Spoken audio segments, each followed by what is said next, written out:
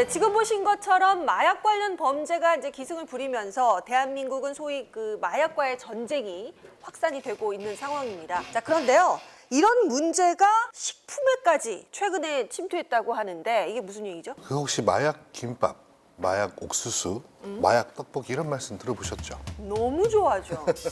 중독성이 강하다. 너무 맛있어서 또 찾을 수밖에 없다. 이런 어떤 마케팅 용어로 식품 이름 앞에 마약을 좀 붙이잖아요. 네네. 근데 이런 단어를 앞으로는 음식 앞에 붙이지 못할 수도 있다라는 겁니다. 아니 뭐 마약이 진짜 들어있는 것도 아닌데 왜 붙이지 말라는 거예요? 이게 지금 식품 등 표시 및 광고에 관한 법률이 있어요. 네. 여기에 하나 더 추가한다는 게 뭐냐면 유해 약물 또는 유해 물건과 관련된 표현을 금지하겠다. 그거 마약 대표적인 그런 어떤 유해 약물과 관련된 표현이잖아요. 이런 표현을 좀 금지하겠다라고 법이 개정되는 분위기예요, 지금. 아니 근데 굳이 법을 개정해 가면서까지 식품에 마약이란 단어를 쓰지 못하게 하는 뭔가 이유가 있을 거예요, 그죠? 이 일상생활에서 쉽게 마약이란 단어를 접하다 보면 혹시 이런 것이 마약을 너무나 경각심을 떨어뜨리는 것이 아니냐 이런 우려가 생겼고, 즉 식품에서는 마약과는 거리를 좀 두자는 취지죠.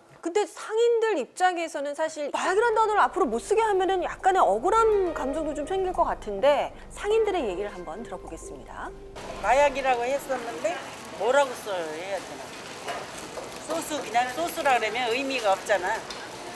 그래도 마약 넣으니까 호기심이 있거든.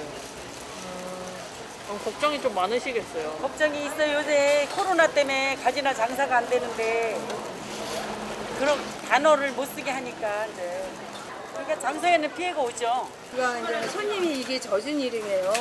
그냥 우리가 진 게 아니고 뭐 쓰지 말라고 그러면은 요 간판만 띄면 될 거예요. 그거 뒤에 있는 거. 정부에서 쓰지 말라고 그러면 쓰지 말아야 되겠죠. 근데 제가 드는 이제 의구심은 과연 식품에 마약이란 단어를 쓰지 못한다고 해서 마약에 대한 경각심을 뭔가 좀 불러일으킬 수 있을까? 또 이런 생각도 사실 들거든요. 자, 그래서 시민들은 과연 어떻게 생각하는지 시민들의 얘기를 들어보도록 하겠습니다. 그 정도로 음식에 대한 게 맛있다라는 표현을 하는 거지. 그 마약이란 자체와 음식이라는 마약, 뭐 우리가 말하고 뭐 마약김밥, 마약 이렇게 나오잖아요.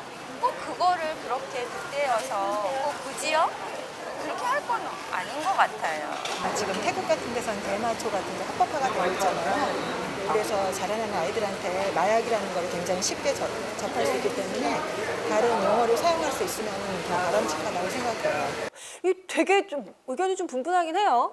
오히려 청소년 그 10대, 20대 마약 사범들이 늘어난다면 그런 마약 사범들에 대한 교화라든지 아니면 예방이라든지 치료라든지 이런 보다 근본적인 부분으로 문제 해결에 다가가야지 마약이라는 단어만 뺀다고 해서 마약에 대한 경각심이 올라갈 것이다. 그건 저는 좀 아니라고 생각합니다. 실제로도 포털 사이트 같은 데 이제 들어가서 마약 식당이라고 검색을 하면요. 또 이것도 의외로 많이 나와요.